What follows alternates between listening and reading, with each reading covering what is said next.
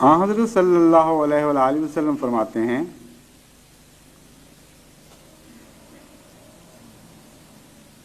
کہ جب رمضان کی پہلی رات آتی ہے تو شیطان اور سرکش جن قید کر دیے جاتے ہیں اور دوزخ کے دروازوں کو بند کر دیا جاتا ہے اور کھولا نہیں جاتا۔ دوزخ کا کوئی دروازہ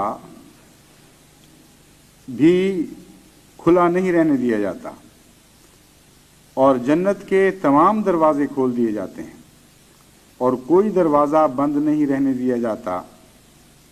اور ایک اعلان کرنے والا یہ اعلان کرتا ہے کہ اے نیکی کی طلبگارو، نیکی کی طرف متوجہ ہو، اور اے برائی کا ارادہ رکھنے والو، برائی سے باز آ جاؤ۔ اللہ بہت سے لوگوں کو دوزخ سے آزاد کرنے کا اعلان کرتا ہے اور ہر رات کو ایسا ہی ہوتا رہتا ہے جب تک کہ رمضان کی راتیں گزر نہ جائیں۔ پھر حضور صلی اللہ علیہ وآلہ وسلم فرماتے ہیں، اور یہ ابو ہریرہ کی روایت ہے صحیح بخاری میں،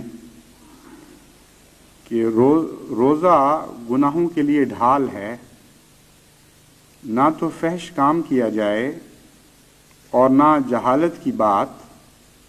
اگر کوئی شخص اس روزہ دار سے جھگڑے یا گالی دے تو روزہ دار اس سے کہہ دے کہ میں روزے سے ہوں، دوبارہ کہہ دے قسم ہے اس ذات کی جس کے قبضہ قدرت میں میری جان ہے کہ میں روزے سے ہوں۔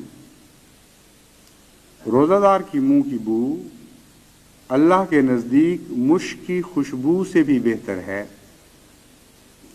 وہ کھانا پینا اور مرغوبات محض میرے لیے چھوڑتا ہے، یعنی اللہ فرماتا ہے، حضرت صلی اللہ علیہ وسلم کی زبان میں خدا کی طرف منسوب کر کے یہ بات کہی گئی ہے کہ وہ کھانا پینا اور مرغوبات نفس محض میرے لیے چھوڑتا ہے۔